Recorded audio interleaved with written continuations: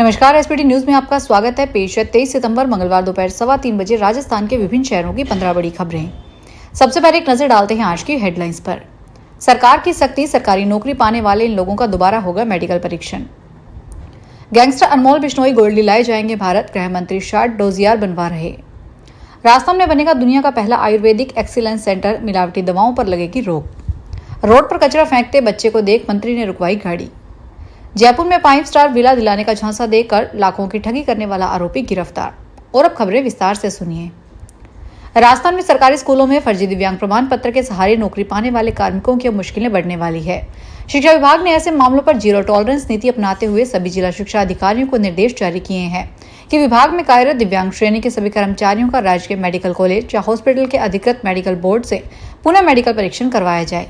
इसके आदेश निदेशक माध्यमिक शिक्षा राजस्थान सीताराम जाट ने जारी किए हैं। चंडीगढ़ में एनडीपीएस और हिंसक अपराधों में शामिल बड़े गैंगस्टर और अपराधी जो विदेश में छिपकर बैठे हैं, उन्हें भारत वापस लाने की तैयारी हो गई है।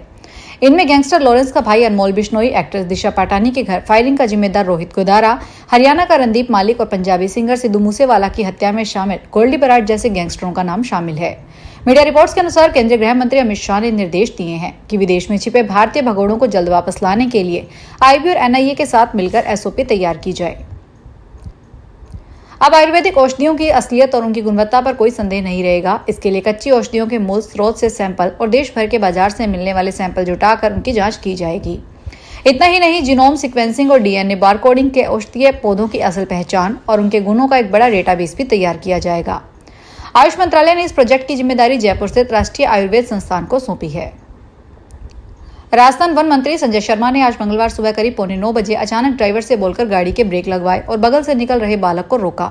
बालक रोड पर कचरा फेंककर निकल रहा था। तभी मंत्री की नजर पड़ी तो उसे समझाया कि ऑटो टिपर में ही कचरा डालना है, रोड पर कचरा फैलाना अच्छा नहीं है।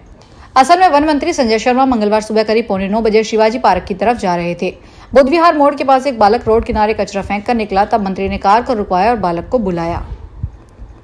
जयपुर में 5 स्टार विला बेचने के नाम पर सोशल मीडिया के जरिए 22 लाख रुपए की ठगी करने वाले 2 ठगों को इंदौर पुलिस की क्राइम ब्रांच ने मुंबई से गिरफ्तार किया है।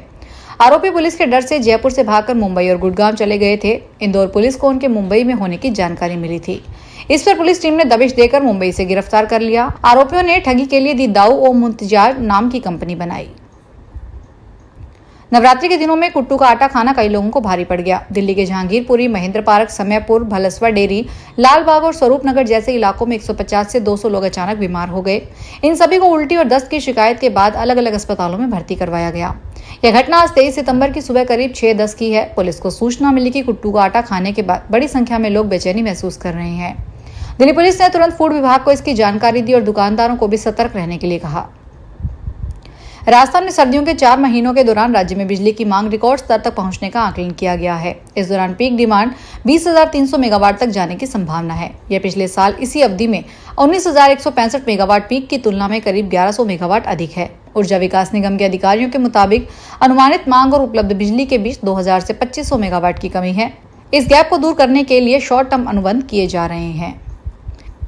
राष्ट्रीय मानवाधिकार आयोग ने मुंबई पुलिस को आदेश दिया है कि वो एक्टर रणवीर कपूर, आर्यन खान की web series the Bads of Bollywood के मेकर्स और नेटफ्लिक्स पर एफआईआर दर्ज करें। मामले में आरोप है कि शो में इलेक्ट्रॉनिक सिगरेट निषेध अधिनियम 2019 का उल्लंघन हुआ है। मीडिया के अनुसार यह शिकायत विनय जोशी नामक व्यक्ति ने दर्ज करवाई है। उनका कहना है कि शो के 7वें एपिसोड में रणवीर कपूर ई सिगरेट का इस्तेमाल करते दिखे, लेकिन इस दौरान किसी तरह की हेल्थ वार्निंग या डिस्क्लेमर नहीं दिया गया। नवरात्रि स्थापना के साथ ही फेस्टिवल सीजन की शुरुआत हो चुकी है। बाजारों में खरीदारी का सिलसिला शुरू हो गया। इसके कारण बाजारों में भीड़ बढ़ने लग गई। इसको देखते हुए इस बार जयपुर पुलिस पहले ही अलर्ट मोड पर आ गई है। इस बार पुलिस ने पहली बार शहर के प्रमुख इलाकों की निगरानी करने के लिए ड्रोन पेट्रोलिंग शुरू की गई है। त्योहारी सीजन में बाजारों में रौनक ज्यादा रहती है। पब्लिक दिवाली के लिए खरीदारी करने के लिए उमड़ती है। इसी का फायदा उठाकर चैन स्नैचर, जेब कतरे और अन्य अपराधी भीड़ में शामिल होकर आपराधिक वारदातों को अंजाम देते हैं।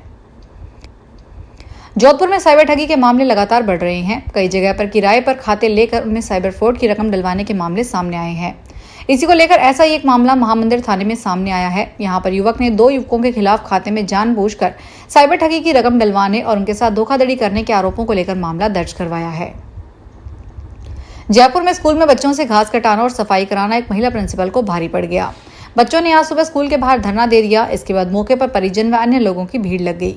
लोगों की ओर से आरोपी प्रिंसिपल के खिलाफ कार्रवाई की मांग की जा रही है। मामला शहीद मेजर योगेश अग्रवाल राजकीय उच्च माध्यमिक विद्यालय मुरलीपुरा बीड़ का है, जहां आज सुबह बच्चों ने स्कूल के बाहर धरना दे दिया। आरोप है कि प्रिंसिपल अर्चना दूधवाल बच्चों से पढ़ाई करवाने की जगह स्कूल में सफाई और घास कटाई जैसे काम करवाती है। हरियाणा के पानीपत में चोरों ने हैंडलूम कारोबारी के घर चोरी की वारदात को अंजाम दिया। पुलिस मामले की जांच में जुट गई है।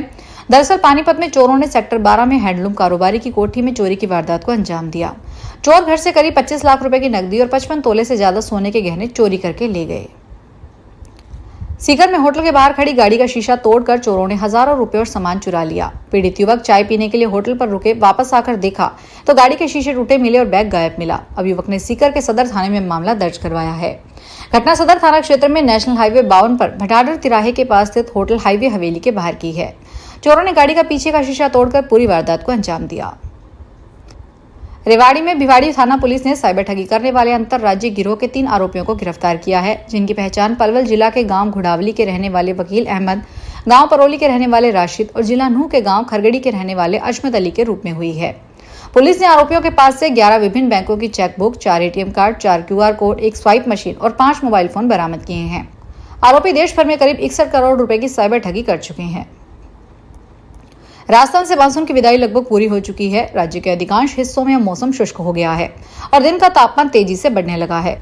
मौसम विभाग ने बताया कि पश्चिमी राजस्थान से मानसून पूरी तरह विदा हो गया है। वहीं पूर्वी हिस्सों में हल्की गतिविधियां अभी भी जारी है। आने वाले 5 से 6 दिनों तक पश्चिमी राजस्थान में मौसम साफ और शुष्क बना रहेगा। वहीं पूर्वी राजस्थान के कुछ हिस्सों में अगले 3-4 दिनों तक हल्के से मध्यम बारिश की संभावना जताई गई है। विशेष रूप से उदयपुर और कोटा संभाग के कुछ जिलों में गरज चमक के साथ बौछारें पड़ सकती है। फिलहाल इस बुलेटिन में इतना ही, फिर हाजिर होंगे बड़ी खबरों के साथ। अगर आप भी अपने आसपास की छोटी बड़ी और महत्वपूर्ण खबरों से अपडेट रहना चाहते हैं तो सब्सक्राइब कीजिए हमारे चैनल SPT न्यूज को और प्रेस कीजिए बेल आइकन पर।